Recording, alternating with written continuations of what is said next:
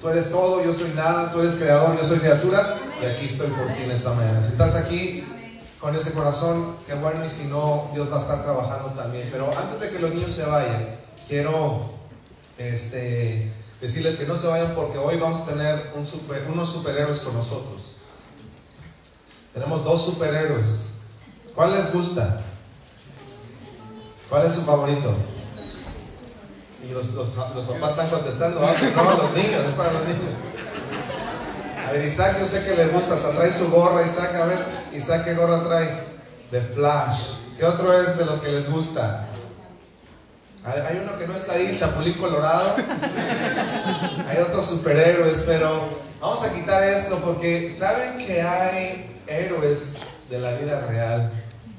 Hay héroes en nuestros días y no usan capa, no usan espada, no usan nada así mágico para ser superhéroes, porque mira, todos estos superhéroes que vemos y nos encantan los cómics y Marvel y todo eso, todos ellos, niños, ayudan a la comunidad, salvan vidas, ayudan a otros, pero ¿sabes qué? Hay héroes de la vida real que también están salvando a otras personas, y es lo más importante, que es salvar a otros de la muerte eterna. Van directo a un vacío, a un infierno, y sabes que viene un superhéroe y les dice, y no es porque ellos sean los superhéroes, pero Jesucristo es el héroe máximo, pero son personas que han entregado sus vidas a nuestro Señor Jesucristo para ir a otro lugar, cosa que a lo mejor nosotros no haríamos, dejar su casa, dejar todo y decir, voy a predicar a otro lugar, decir, eso no es para mi Señor. Pues ellos lo hicieron y están con nosotros, y denles un aplauso para recibir con nosotros a Omar y a Rebeca, que están con nosotros. Pónganse en pie para recibir a los superhéroes, por favor, denles un aplauso.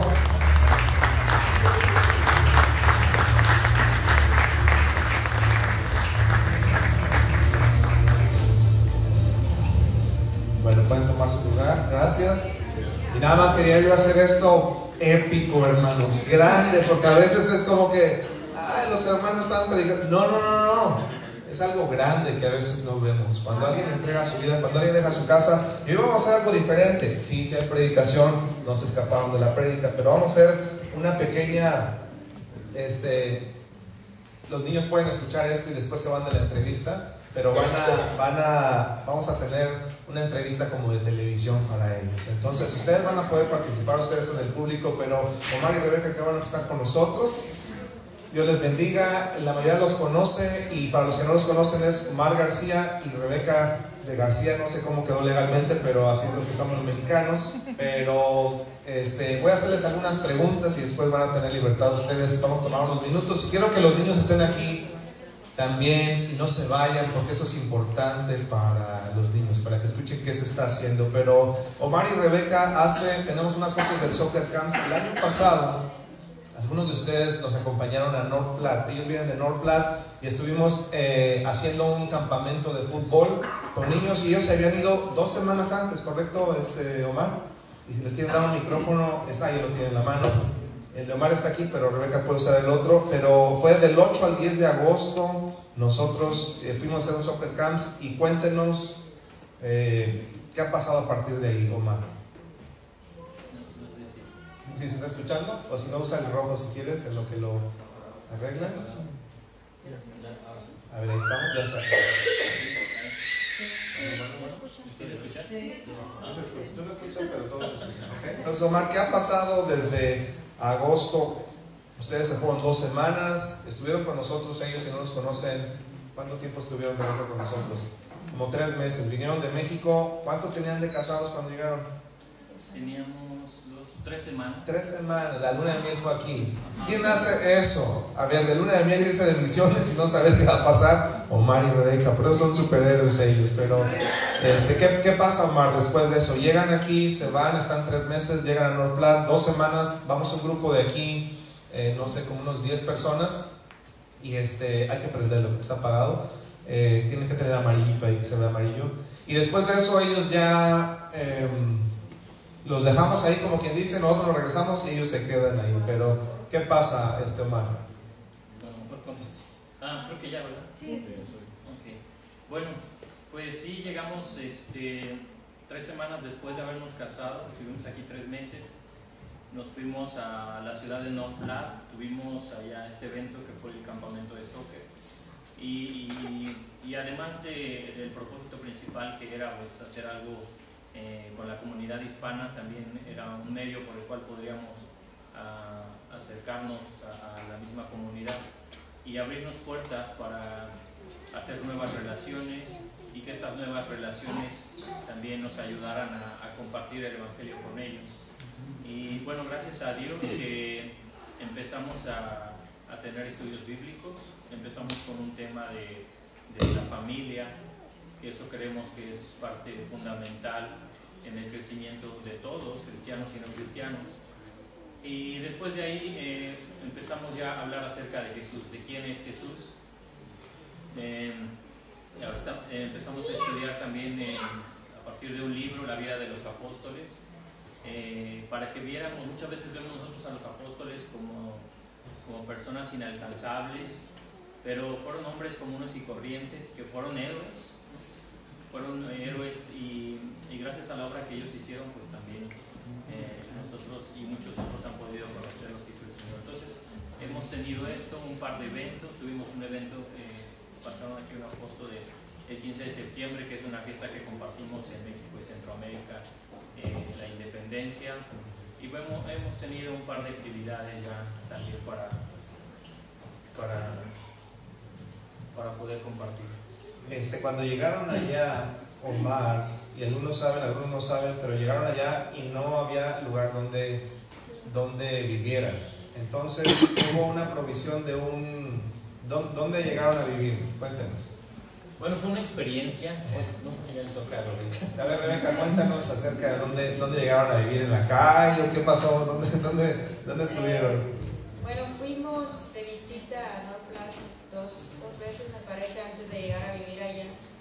Y unos hermanos de la iglesia americana estuvieron recuerdo que nos preguntaban muchas cosas sobre a qué íbamos y sobre nosotros, quiénes éramos y todo.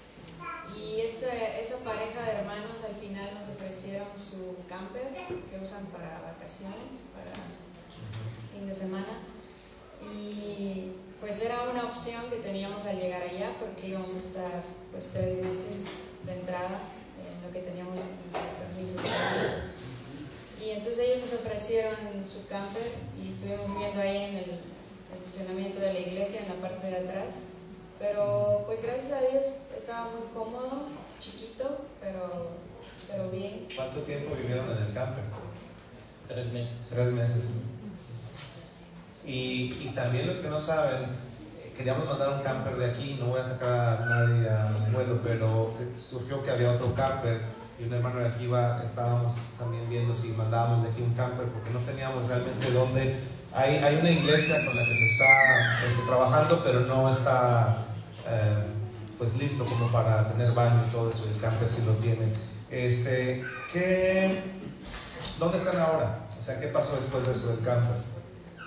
Bueno, esto fue interesante porque, bueno, yo sé que muchos de ustedes saben que conseguir un lugar para rentar aquí no es tan fácil. A veces hay lugares que piden demasiados requisitos, entonces un historial, ¿no? Entonces nosotros pues, no teníamos nada de esto y habíamos ido a ver algunas casitas que no estaban en muy buenas condiciones y en realidad es que no había un lugar.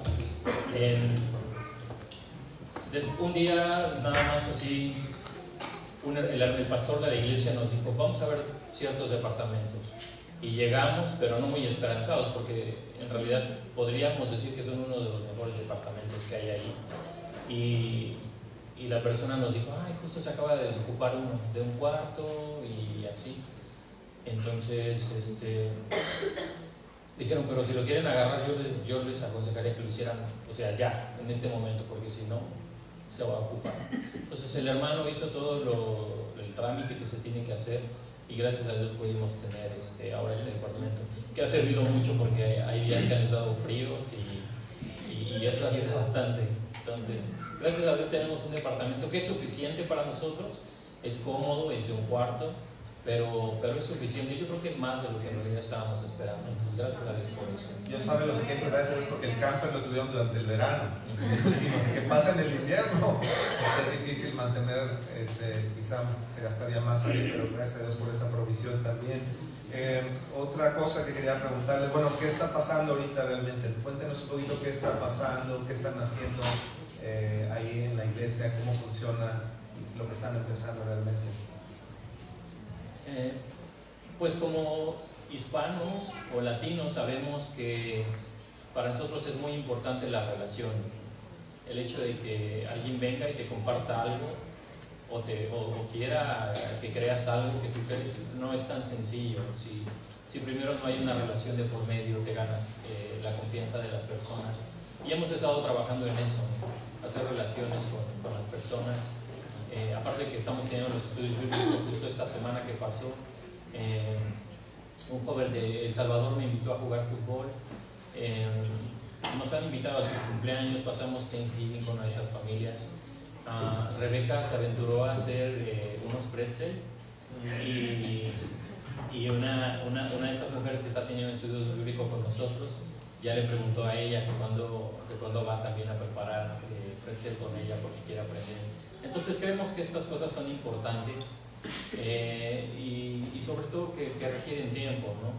Requieren tiempo, que a veces nosotros llevamos años y años en el cristianismo y hay cosas que todavía nos cuesta entender, que nos entren, que cosas que cambiar. Entonces es un proceso lento y sobre todo la vida cristiana es eso, ¿no? Un proceso, no es un evento de que hoy me convertí, hoy acepté al Señor y ya mañana todo cambió, ¿no? Es un proceso que va avanzando. Entonces, ¿qué es lo más emocionante, lo más así que dijeron, wow, qué han pasado? No tiene que ser de la espiritual o algo, pero ¿qué es lo más emocionante, Rebeca, que digas tú, híjole, esto, veo la mano del Señor o algo me ha gustado? ¿Qué es lo más?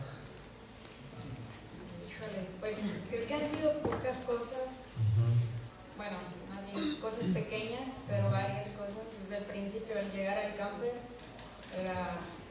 de niña yo decía, yo quisiera comprar un camper y irme a andar por ahí. Bueno, resultó que ya me tocó vivir en un camper. Pero no por 3 meses, ¿verdad? A lo mejor. Y cositas así que hemos visto la mano de Dios cuando fue lo del departamento. Los hermanos también de la iglesia americana se han mostrado con mucho amor hacia nosotros. Nos hicieron como una fiesta de bienvenida ya que fuimos al departamento porque no teníamos trastes, cosas para amueblarlo. Entonces hicieron ellos una reunión para regalarnos cosas. Entonces hemos visto el amor de ellos, el amor de Dios a través de ellos. Creo que verlos a ellos contentos, nos saludan, nos abrazan, porque entre ellos pues no se abrazan mucho, pero nos ven a nosotros y sí nos abrazan. Entonces son cosas bonitas de estar ahí conviviendo con ellos. Amén. ¿Qué es lo más difícil, Omar, o el reto más grande que tú piensas de momento? Híjole, creo que esa no es una pregunta tan difícil. Creo que el reto más difícil para mí, en lo personal, es hasta dónde es mi responsabilidad el hecho de que las personas se acerquen, conozcan al Señor y quieran seguirlo. A veces, si somos honestos, a veces puede llegar a ser frustrante, ¿no? El hecho de compartir con alguien y decir, es que aquí está, ¿no? Vengo, la Biblia lo dice, y la gente, pues no, sencillamente está preocupada con otras cosas o tiene otras creencias.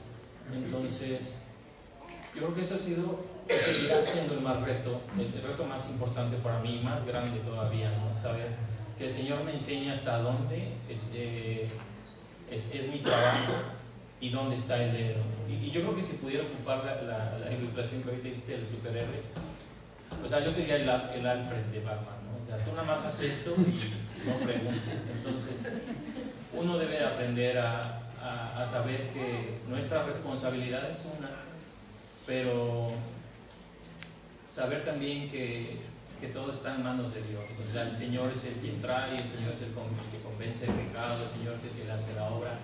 Y ahí es donde está la lucha con nosotros también, que debemos ser entendidos y decir, ¿sabes qué, Señor?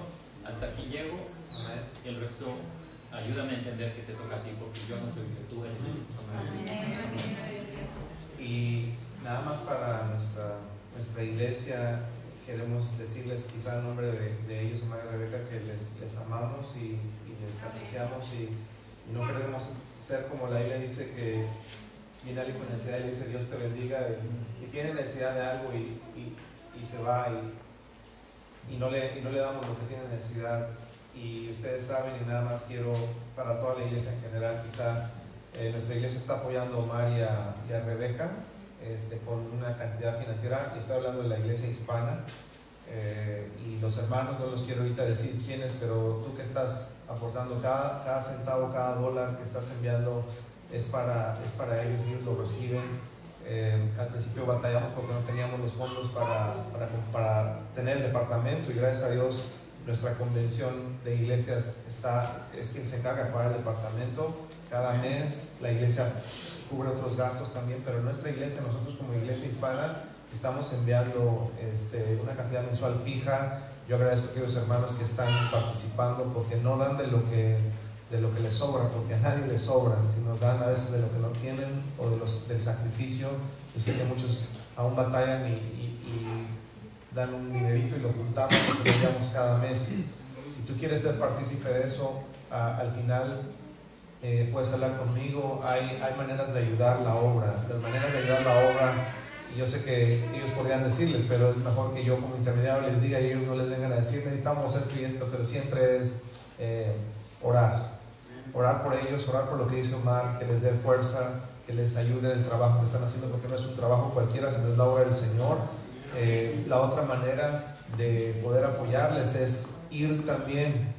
Si ustedes una semana no están aquí y me dicen no venimos porque fuimos a North Platte a visitarlos, yo estaría encantado. Si me dicen no vinieron porque andamos a otro lado, a lo mejor no, pero si dicen estuvimos con los hermanos, les fuimos a ayudar. Y de hecho esa parte es lo que Omar tiene una invitación. Si quieres de una vez hacemos la invitación, y Omar nos quiere invitar a North Platte a todos sin gastos pagados.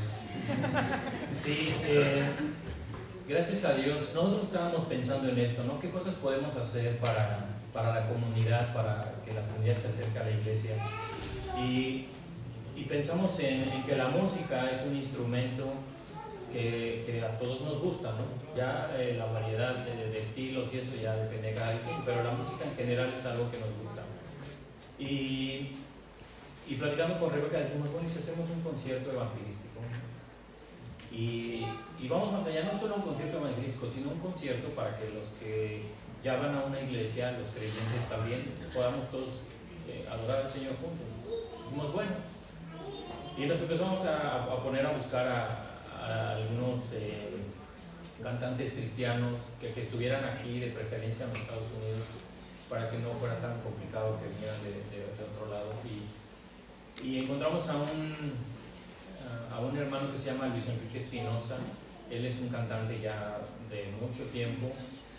Si algunos conocen el grupo Rojo, es el hermano de Luis Enrique Espinosa. Entonces platicamos con él y él se mostró muy accesible. Estábamos hablando apenas en una reunión que tuvimos el viernes, de que dijimos, estábamos bien emocionados, pero no estábamos pensando en el dinero, estábamos así como de, pues sí, vamos a hacerlo.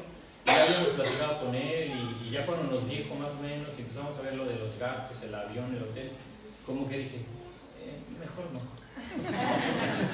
Pero, pues gracias a Dios, o sea, a veces uno se pone limitaciones, ¿no? Y cree que depende de uno, pero el Señor como que abrió las puertas, el hermano se mostró muy accesible y vamos a poder tener este concierto gratis, ¿no? O sea, no hay ningún costo y nos encantaría de verdad poder verlos allá y que podamos adorar juntos al Señor. Él es un buen cristiano, ahorita está pastoreando una iglesia en California, sus canciones son cristocéntricas, no es un cantante populares que surgen de repente y sus canciones son a todo menos a Dios, sino que son canciones cristocéntricas, y creo que es una buena oportunidad para que nos acompañen. Va a ser el día 27 de marzo, es viernes, a las 6:30, entonces 6:30 va a ser el 27 de marzo. Entonces, pues ya nada más, como decía David, ¿no? el encargarse de llegar y no hay ningún costo. Tenemos camper para que se queden a dormir. O salones, hay salones de clases si se quiere quedar a dormir por ahí, ¿verdad?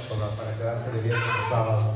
Entonces, necesitamos orar por ellos. Ir es otra manera, y otra manera de apoyarlos es dar también. Entonces, aquellos hermanos que están ofrendando para ellos, les agradecemos. Muchas gracias, hermanos. Pero si quieres participar también de esto, también va a haber oportunidad para apoyarles en la obra también, hermanos. Y ¿por qué no oramos por ellos en este momento y pedimos la bendición? Sabemos que la tienen, pero que Dios les siga bendiciendo y acompañen a orar por mis hermanos. Dios, gracias por la vida de hermano Omar y Rebeca, que ellos han dedicado su vida para servirte, seguirte, a pesar de pues, Señor, no tener tanto, y en este país, Señor, parece que es un sueño americano y ellos no están aquí por eso, sino por el sueño cristiano y espiritual de alcanzar a otros, a los perdidos, Señor. Y gracias por su corazón. Pedimos que siga así, que tú lo cuides, lo protejas, Señor, y que sigas usándolos para alcanzar a la comunidad de North Platte, ahí en donde tú les pusiste, la iglesia Calvary Baptist también, que está apoyando también ahí, que están con ellos. Que les bendigas, hermano pastor Brian Alexander. Ayúdale, Señor, mientras están teniendo ahorita su servicio también. Y pedimos por nuestros hermanos que están aquí, que podamos tener buen tiempo el día de hoy con ellos, en el nombre de Jesús. Amén. Denles un aplauso a Omar y Omar y Rebeca. Los niños pueden salir. Gracias, niños. Queríamos que conocieran a estos misioneros que están en North Platte, no muy lejos. No son misioneros de África ni de la India, sino que están aquí cerca. Y si quieren ir al concierto, nos podemos poner de acuerdo. Los hermanos traen folletos y pósters para que recuerden la fecha. Rebeca, ahorita los podemos entregar para que puedan ustedes ir, acompañarnos. Nosotros probablemente estaremos yendo para allá también. Yo creo que sí es seguro que vayamos a apoyarlos también, pero podemos platicar de eso. Y sin más, pues hermano Omar, gracias por estar aquí, gracias por compartir la palabra, hermano. Le digo, ¿cuánto tiempo vas a predicar? Parece que hay tiempo de entrevista. Me dice, poco voy a predicar. Le digo, ay, ¿de veras? Y hace 2 semanas tuve su hermano Bernabé también, y yo pensé que iba a ser más largo. Alguien se acuerda y fue corto. Y dije, bueno, yo a veces me da envidia de los pastores que son cortos, porque yo quiero a veces predicar cortito y se me alarga el tiempo. Pero hermano Omar, tienes el tiempo que quieras, pero a las 12:15 los niños ya se tienen que ir. Entonces, Dios te bendiga, hermano. Gracias. Hermanos, pues gracias a Dios que nos permite estar aquí. Sí se escucha bien, ¿verdad? Y bueno, han estado estudiando el libro de Juan, y el día de hoy vamos a estudiar el capítulo 5 de este libro. Entonces, si quieren ir ahí.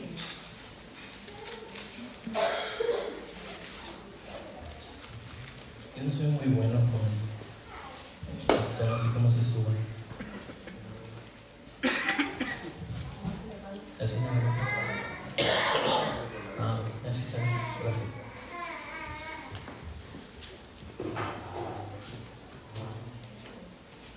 Y como nosotros sabemos, tenemos 4 evangelios: Mateo, Marcos, Lucas y Juan, desde la perspectiva de los 4 que lo cuentan.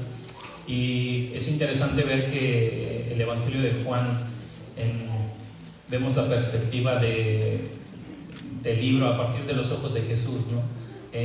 Juan fue un discípulo que fue muy cercano a él, y de hecho lo conocemos hoy como el discípulo del amor. Y vamos a ver precisamente en el capítulo 5 del Evangelio de Juan un acto de amor y compasión que el Señor tuvo para una persona. Entonces, ayúdenme a leer. Aunque el capítulo, este tema empieza el paralítico de Betesda a partir del versículo 1 hasta el 18, por hoy solamente vamos a estudiar del versículo 1 al 9. Entonces vamos a leerlo. Dice: después de estas cosas había una fiesta de los judíos, y subió Jesús a Jerusalén. Y hay en Jerusalén, cerca de la puerta de las ovejas, un estanque llamado en hebreo Betesda, el cual tiene 5 pórticos. En estos yacía una multitud de enfermos, ciegos, cojos y paralíticos, que esperaban el movimiento del agua, porque un ángel descendía de tiempo en tiempo al estanque y agitaba el agua. y el que primero descendía al estanque después del movimiento del agua quedaba sano de cualquier enfermedad que tuviese. Y había allí un hombre que hacía 38 años que estaba enfermo. Cuando Jesús lo vio acostado y supo que llevaba ya mucho tiempo así, le dijo: ¿quieres ser sano? Señor, le respondió el enfermo, no tengo quien me meta en el estanque cuando se quita el agua, y entre tanto que yo voy, otro desciende antes que yo. Jesús le dijo: levántate, toma tu lecho y anda. Y al instante aquel hombre fue sanado y tomó su lecho y anduvo, y era día de reposo aquel día. Vamos a orar antes de estudiar este pasaje. Padre, muchas gracias por la oportunidad que nos das de estar en tu casa. Gracias por tu palabra, Señor, que tenemos y que podemos estudiar con libertad. Gracias por tu amor, por tu misericordia mostrada hacia nosotros, Señor, y queremos, Señor, verte a través de este pasaje, Señor.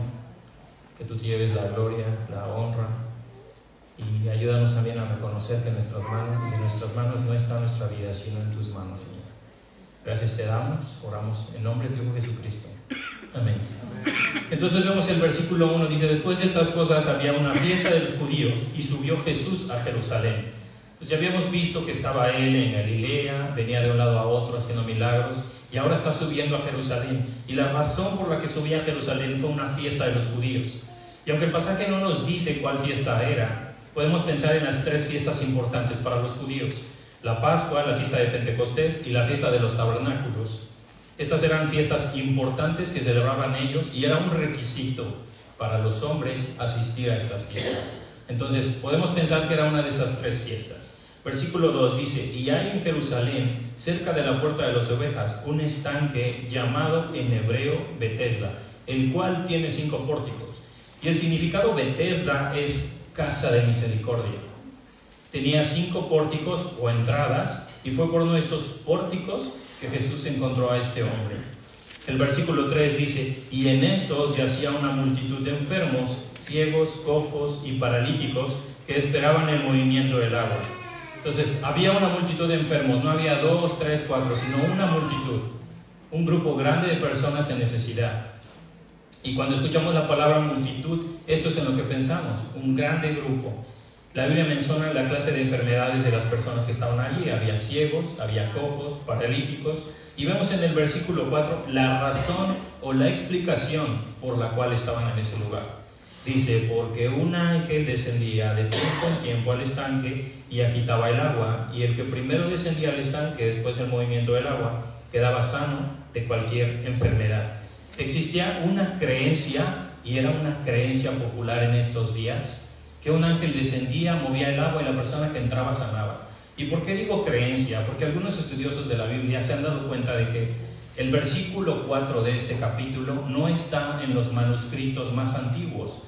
Y con esto no estoy diciendo que la Biblia contiene errores. Lo único que estamos diciendo es que los escribas, quienes se encargaban de escribir la Biblia o pasar los textos, puso esto quizás solamente como una nota de la creencia que se tenía acerca de lo que pasaba en este estanque. Entonces vamos a ver el versículo 5, y aquí es donde quisiera empezar, y quiero que veamos 3 cosas. Primero, la condición de este hombre, después la interacción que tuvo con el Señor, y al final de esto vamos a ver el milagro. Entonces vamos a ver el versículo 5 y vamos a ver la condición. Dice: había ahí un hombre que hacía 38 años que estaba enfermo. Este pasaje dice que estaba por 38 años en esta condición. Y no sé si podamos imaginar siquiera el sufrimiento de una persona enferma por 38 años. Y él estaba esperando vez tras vez ser él quien pudiera entrar al estanque y sanar. Sin embargo, era algo que era casi imposible. Mire, conozco a un misionero que pertenece a una organización llamada LIMS, aquí en los Estados Unidos. Esta organización ayuda a las personas que necesitan prótesis. Él me decía que una de las cosas que generalmente atraviesan las personas discapacitadas es la pérdida de la esperanza. Lo primero que se pierde es la esperanza. Me contó la historia de una madre soltera que vivía en Centroamérica. Ella tenía un hijo mayor de 18 años, y su hijo veía cómo su mamá se preocupaba por el dinero vez tras vez. Cuando estaba a punto de entrar a la universidad, le dijo a su mamá: ¿sabes qué? Mira, no es necesario que yo vaya a la universidad. Yo puedo ayudarte a ti a trabajar, y entre los dos sacamos adelante la casa. Ella era madre soltera y además de tenerlo a él, tenía otros 3 hijos pequeños. Trabajaban en una marisquería. La primera semana que él fue a trabajar, porque la mamá agradeció el gesto y decidió que así fuera, que no fuera a la universidad, sino que trabajara, fue a conseguir hielo. Y cuando regresaba lo atropellaron. Tuvieron que amputarle una pierna a este joven de 18 años. Y estuvo por 6 años así, de los 18 a los 24. A los 24 encontraron esta organización que les ayudó y les dio una prótesis. Imagínense la falta de esperanza, la preocupación de esta persona, no solo de hijo, sino de la mamá. Ahora tener a una persona que en teoría es quien la iba a ayudar, pero ya no estaba en condiciones de hacerlo. Todo se había complicado por 6 años. Y quizá cuando nosotros leemos la Biblia decimos, bueno, sí es un relato y el Señor lo hizo, pero no lo dimensionamos.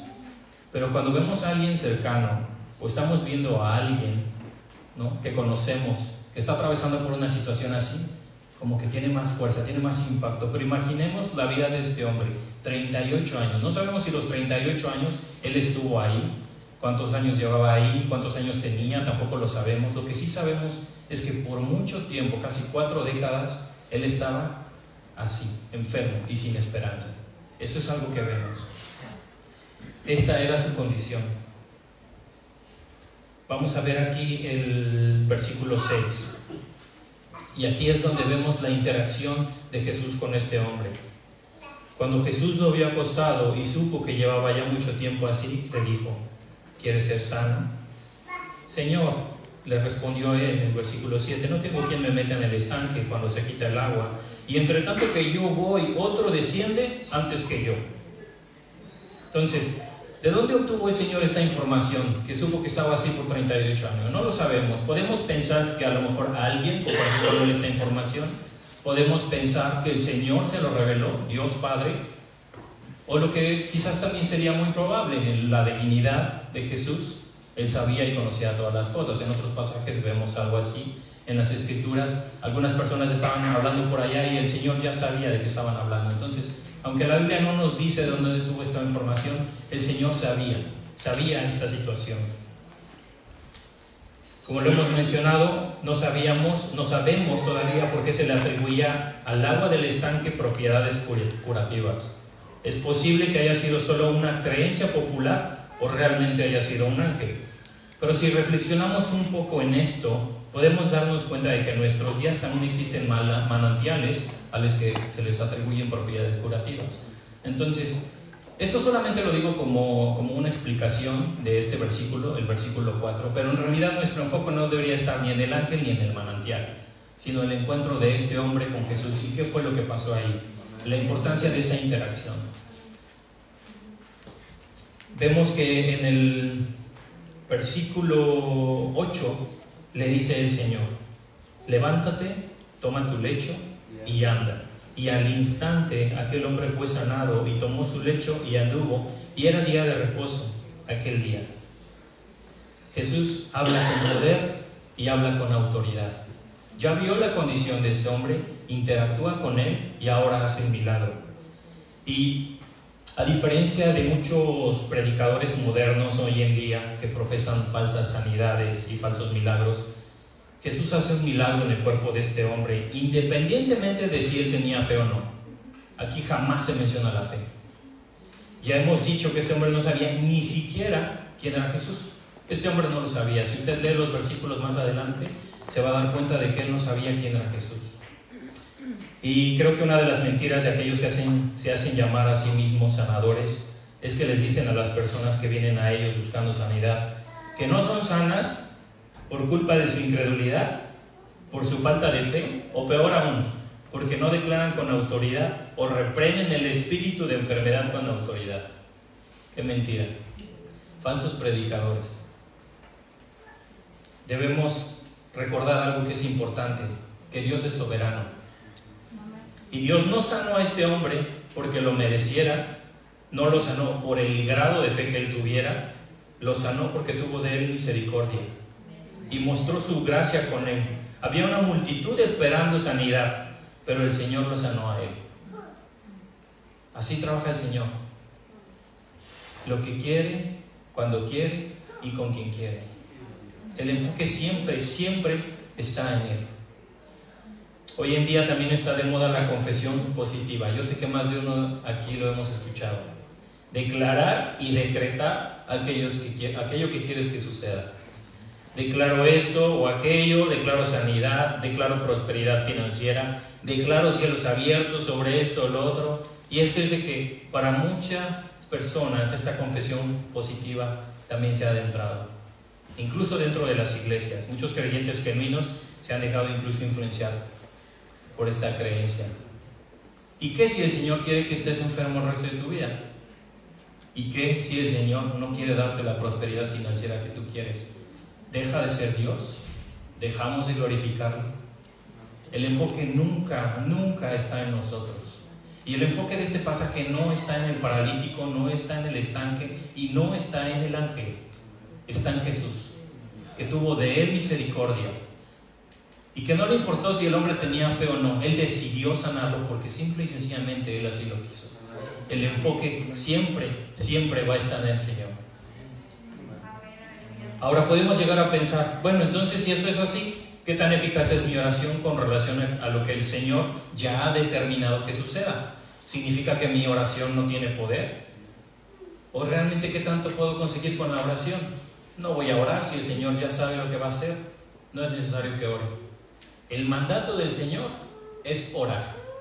El resultado es de Él. Ese es el mandato que tenemos. Orar. Orar todo tiempo. Y dar gracias en todo tiempo. Esto es lo que el Señor nos pide. Y la realidad es que simplemente son preguntas difíciles de responder. No son sencillas. Yo no sé, no podría darle una respuesta. Lo que sí sé es eso. Es un mandato del Señor y hay que hacerlo. El resultado le toca a Él. Mira lo que dijo un teólogo llamado Millard Erickson. Dijo: no siempre recibimos lo que pedimos. Jesús pidió 3 veces que se apartara de él la copa, lo que significaba la muerte por crucifixión. Pablo oró 3 veces para que se le quitara el aguijón de la carne, y en ambos casos se concedió, era algo que era más necesario. El creyente puede orar confiadamente, sabiendo que nuestro sabio y buen Dios nos dará no necesariamente lo que pedimos, sino lo que es mejor para nosotros. Y él mismo concluye diciendo lo siguiente con relación a la providencia de Dios: la respuesta del creyente debe ser la convicción de estar en manos de un Dios bueno, sabio y poderoso, que cumplirá sus propósitos en el mundo. Esta es la convicción que debemos tener usted y yo, ya que estamos en manos de un Dios bueno, sabio y poderoso, que cumplirá sus propósitos en nuestras vidas. Y si lo pensamos, este hombre no sabía quién era Jesús. Estaba poniendo sus esperanzas en el agua, en el estanque, en el ángel, en todos, menos en Jesús, porque no sabía quién era. La diferencia y la aplicación que podemos encontrar para nosotros hoy es que nosotros sí sabemos quién es Jesús. Y nuestra esperanza no está puesta ni en nuestro éxito financiero, ni en nuestra salud, ni en nuestra inteligencia. Nuestra esperanza está puesta en Jesús. Y si usted ve estas 3 cosas, hubo primero la condición del hombre, después la interacción que tuvo con Jesús y al final el milagro. Si lo pensamos bien, podemos ver esto mismo en nuestras vidas. Nosotros estábamos enfermos. No sé cuánto tiempo, no sé a qué edad lo alcanzó el Señor, pero cuánto tiempo estuvimos enfermos. Y no solo enfermos, estábamos muertos. Estábamos muertos en nuestros delitos y pecados. No teníamos esperanza, estábamos exactamente en la misma condición que Él, sin esperanza. Aunque muchos crean que sí, que Dios no es necesario para nuestras vidas, la Biblia dice otra cosa, y nosotros no teníamos esperanza. Y tuvimos esa interacción con el Señor, y aunque muchos dicen, encontré a Jesús, no, porque Jesús no estaba enfermo, el que estaba perdido era yo, y el Señor me encontró a mí, y por su gracia, por su misericordia, Él me sanó, y Él me salvó. Y como lo cantamos, nos dio redención, y la redención que no es otra cosa más que el rescate, un rescate. Algo inmerecido. Yo no lo merecía, pero el Señor así lo dice. ¿Y cuál fue el milagro? El milagro del cual cada uno de nosotros podemos compartir, que yo estaba muerto y ahora tengo vida. Ese fue el milagro, el mayor milagro, creo yo, que el Señor ha hecho por la humanidad. el hecho de que Él haya entregado a su Hijo a morir por los pecadores para que ahora nosotros podamos tener libre acceso a Él y podamos compartir una vida eterna con Él. La misma condición que este hombre. Con relación al tema de los milagros, escuché a alguien decir en una ocasión: Dios puede hacer milagros, pero sospeche de una persona que hace milagros. Si el milagro apunta a una persona y no a Dios, tenemos un problema. Y eso también hoy en día es muy popular. Gente que visita a personas porque hacen milagros, enfocándonos en la persona, más no en Dios. Usted no necesita ir a una campaña de sanidad para que el Señor lo sane. Si el Señor quiere, lo va a sanar. No la persona, el Señor. Si el Señor quiere, usted va a salir de la situación dolorosa o difícil en la que se encuentra. Pero si el Señor quiere que a través de esa situación usted crezca y sea más cada vez como su Hijo Jesucristo, déjeme decirle que ahí lo va a dejar. No es porque Dios es malo, no es porque el Señor no nos comprende, es porque Él es bueno, Él es sabio y sabe que es lo mejor para cada uno de sus hijos. Esa es la esperanza con la que vivimos hoy. El milagro que vemos en este pasaje fue un milagro por compasión como de significación. ¿Y qué quiero decir con esto? Que además de la compasión que el Señor tuvo por este hombre, también había un significado. Muchos de los milagros del Señor Jesús fueron hechos como señales del acercamiento del reino de Dios y la era mesiánica. Ese era el significado de por qué el Señor y sus discípulos después hicieron los milagros. Hoy en día nuestra respuesta al Señor, si Él hace un milagro o no lo hace, debe ser de glorificación. Nuestra respuesta, si Él hace o no hace aquello que estamos esperando, debe ser siempre la misma: debemos glorificarlo. Y sé que esto puede sonar quizá un poco insensible. Quizá es fácil pararse aquí y decir: no importa, el Señor te quiere así, pues aguántate.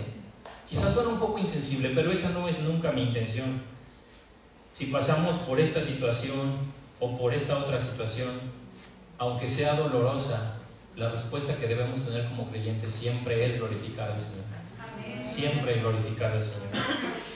Déjenme compartirle una frase que leí en un artículo que escribió una mujer que había estado enferma por muchos años. Ella dijo: solo cuando comprendemos la profundidad del Evangelio y cómo Dios logró nuestra redención para su gloria, podemos ver cómo Él puede usar nuestra salud o enfermedad, incluso la enfermedad final, la muerte, para alabanza de su nombre. La verdad del Evangelio no disminuye el valor de los pensamientos y las emociones que experimentamos durante la enfermedad.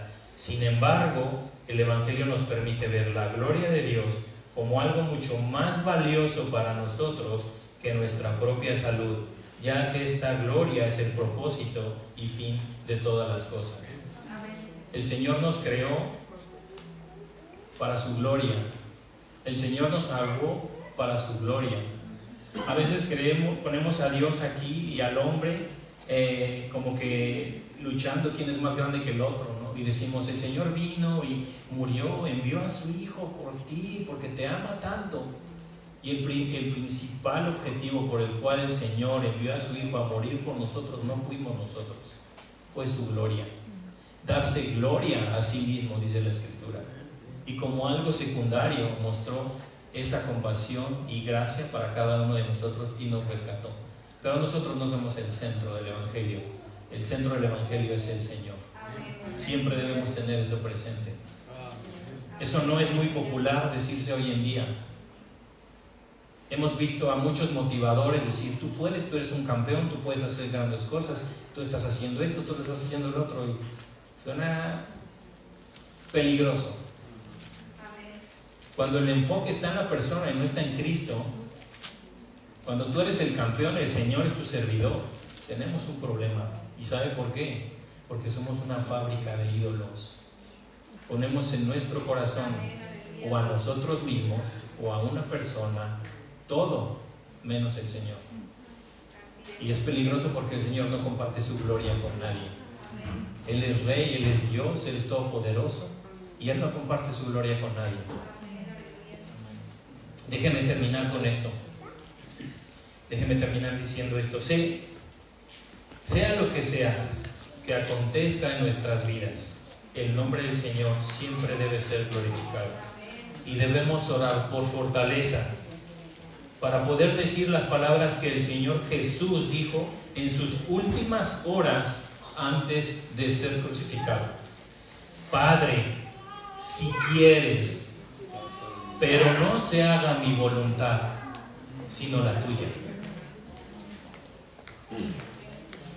¿Va a ser difícil? Quizás sí, pero eso no es debatible.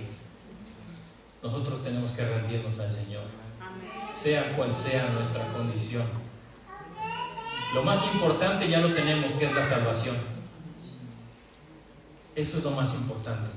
Las dificultades, las enfermedades, todas aquellas cosas por las que estamos orando, que el Señor aparentemente no está escuchando, no es tan importante como el regalo de la salvación.